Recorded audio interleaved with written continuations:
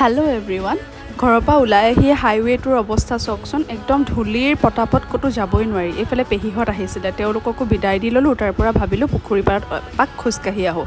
আজি বতৰটো বৰ ধুনীয়া আছিল, ইমান ধুনীয়া বতাহ মাৰি আছিল আৰু গৈ থাকিয়েই এয়া চাওক বজৰংবলীক দেখিলোঁ।